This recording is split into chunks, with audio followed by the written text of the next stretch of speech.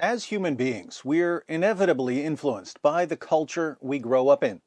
But when someone grows up in a pagan culture and suddenly claims to be receiving revelations from God, we'd better not see the imprint of pagan theology on those revelations.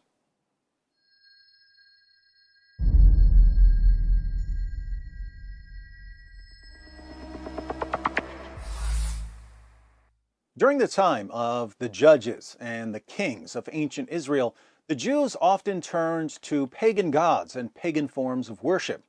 But by the 1st century AD, the time of Jesus and Paul, the Jews were done flirting with false gods. They had utter contempt for the beliefs and practices of the pagans.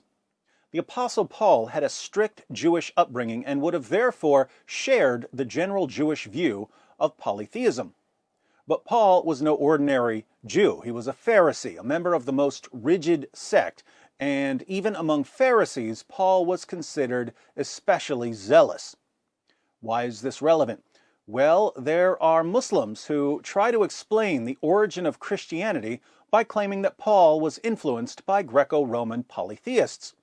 Paul was so mesmerized by all of the gods of the pagans that he deified Jesus as a form of compromise. And that might make sense to certain people, assuming they know absolutely nothing about the Apostle Paul, especially the fact that he would have rather died 100,000 horrible bloody deaths than compromise his worship of the one true God. Paul became a Christian because he met Jesus, and his encounter with Jesus caused him to re-examine Old Testament prophecies about the Messiah, ultimately convincing him that the law and the prophets were all looking forward to the life, death, and resurrection of Jesus.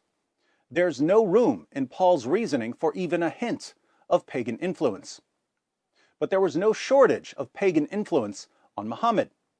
For instance, one of the 5 pillars of Islam is the Hajj, the annual pilgrimage to Mecca, which is saturated with paganism and idolatry.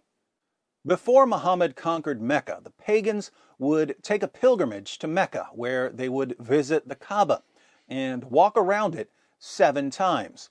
They walked 7 circles around the Kaaba to honor the 7 planetary deities which they believed circled the earth. They would kiss the black stone, one of the many stones in the ancient Near East that received worship. They would run back and forth between the hills of Safa and Marwa. Remind me, what do Muslims do when they take the pilgrimage to Mecca? They visit the Kaaba and walk around it 7 times, just like the pagans did.